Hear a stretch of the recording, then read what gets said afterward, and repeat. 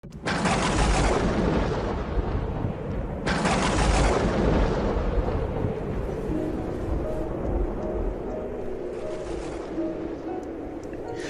aquel tiempo decía Jesús a sus discípulos: «Ganaos amigos con el dinero de iniquidad, para que cuando os falte os reciban en las moradas eternas. El que es fiel en lo poco, también en lo mucho es fiel. El que es injusto en lo poco, también en lo mucho es injusto. Pues si no fuisteis fieles en la riqueza injusta, ¿quién os confiará la verdadera? Si no fuisteis fieles en lo ajeno lo vuestro, ¿quién os lo dará? Ningún siervo puede servir a dos señores, porque o bien aborrecerá a uno y amará al otro, o bien se dedicará al primero y no hará caso del segundo. No podéis servir a Dios y al dinero». Los fariseos, que eran amigos del dinero, estaban escuchando todo esto y se burlaban de él. Y les dijo: «Vosotros os las dais de justos delante de los hombres, pero Dios conoce vuestros corazones, pues lo que es sublime entre los hombres es abominable ante Dios». Palabra del Señor. Gloria a ti, Señor Jesús. De nuevo, un evangelio que puede producir sorpresa. Haceos amigos con el dinero injusto. ¿Es algún tipo de aceptación o de justificación de la injusticia con la cual se gana dinero, la corrupción? Es como si el Señor estuviera diciendo: con tal de que después des limosna, puedes robar o puedes conseguir el dinero de una forma ilícita. ¿Se trata de esto? De nuevo, por lo tanto, un evangelio que necesita explicación. ¿Qué es lo que pretende Jesús? ¿Qué es lo que quiere enseñarnos el Señor? Lo dice a continuación. No podéis servir a Dios y al dinero. No podéis. No podéis servir a dos señores. No podéis servir a Dios y al dinero. Esta es la enseñanza. Pero ¿por qué la alusión al dinero injusto? En realidad, Jesús está hablando del dinero en general, porque dice: «Si no fuisteis fieles en la riqueza injusta, ¿quién os confiará la verdadera? Si no fuisteis fieles en lo ajeno lo vuestro, ¿quién os lo dará?». Lo vuestro no es el dinero justo, sino que lo vuestro es la salvación eterna. San Pedro en su primera carta dice, y es interesante, además, ¿quién lo dice? San Pedro, el sucesor de Cristo, en un momento en que la Iglesia afrontaba ya dificultades, por ejemplo, el dinero que había que recaudar para ayudar a los pobres. Ese fue uno de los encargos que recibió San Pablo.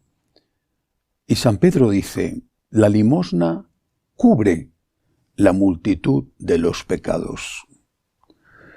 No dice San Pedro la limosna que procede del dinero injusto, del dinero ilícito, sino la limosna. La limosna cubre la multitud de los pecados. No podemos tener dinero injusto. La Iglesia nos enseña con toda claridad que eso hay que restituirlo. Lo que se ha robado hay que restituirlo. Y si no, no pueden darte la absolución. Lo robado tiene que restituirse. El dinero injusto, venga de donde venga, tiene que ser restituido. Ahora bien, esa restitución debe de ser, en primer lugar, a las víctimas, cuando se puede, porque quizá es algo que en un momento concreto, por las circunstancias en que ocurrió aquello, o por lo que sea, ya no se puede. Entonces hay que restituirlo con la limosna. Con la limosna a aquellas personas que indirectamente, no directamente, pero indirectamente han quedado perjudicadas. Insisto, si se puede, a las perjudicadas directamente, a ellas es a las primeras a las que hay que restituir, pero si no, a los que indirectamente, o a cualquier persona que necesita ayuda. Pero el dinero injusto hay que restituirlo. ¿Y qué hacemos con el dinero justo, con el dinero ganado justamente. La limosna cubre la multitud de los pecados. Frase de San Pedro en su primera carta. Pero Jesús dice, tiene más autoridad que San Pedro.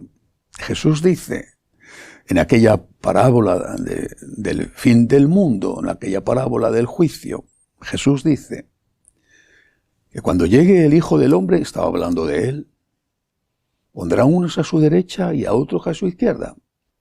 Y dirá a los de su derecha, venid benditos de mi Padre, he tenido hambre y me habéis dado de comer. Y dirá a los de su izquierda, id malditos de mi Padre, he tenido hambre y no me habéis dado de comer. Y los justos dirán, pero ¿cuándo te hemos dado de comer si no te hemos conocido? Y él dirá, cuando lo has hecho a uno de estos hermanos más pequeños, a mí me lo has hecho. Y los otros dirán lo mismo, pero ¿cuándo? Si no te hemos conocido. Cuando no lo has hecho a uno de estos hermanos más pequeños, a mí no me lo has hecho. Jesús no dice, id malditos de mi Padre, porque he tenido hambre debido a que me habéis robado. Y además de robarme no me habéis dado de comer. No dice eso. He tenido hambre y no me habéis dado de comer. ¿Y cuál es la causa del hambre de esa persona o de su soledad? ¿Cuál es el motivo por el que está sufriendo? Tantas formas de sufrir. ¿Cuál es la causa? ¿Es culpa tuya? No, no dice el Señor. He tenido hambre por culpa tuya. Y por eso yo te digo, vete maldito de mi Padre. No dice eso. Dice, he tenido hambre, sea de quien sea la culpa. Si tú puedes darme de comer, tienes que hacerlo. No olvidemos nunca esta enseñanza, que es la clave de la salvación. Venid benditos de mi Padre. Id malditos de mi Padre. Y no olvidemos nunca la parábola del buen samaritano.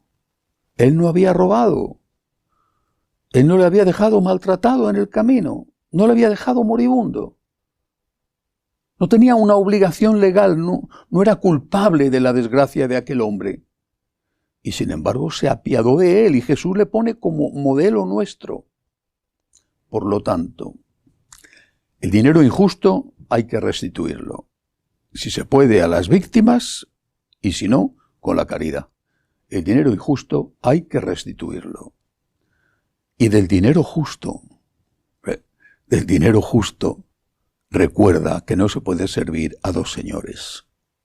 Y que con ese dinero justo puedes cubrir la multitud de tus pecados, además de con la confesión, naturalmente, y con ese dinero justo te ganas abogados para que cuando llegue la hora del juicio escuches a esas personas a las que has ayudado a abogar por ti y al propio Cristo decirte, ven bendito de mi Padre.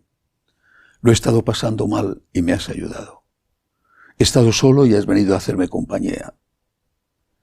He estado enfermo y no te has olvidado de mí. He tenido un problema y has hecho todo lo que has podido por ayudarme. Ven, bendito de mi Padre. No podemos servir a Dios y al dinero.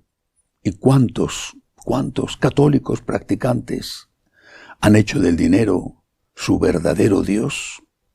El becerro de oro ante el cual se inclinan y le adoran aunque no lo digan. Pensemos en esto.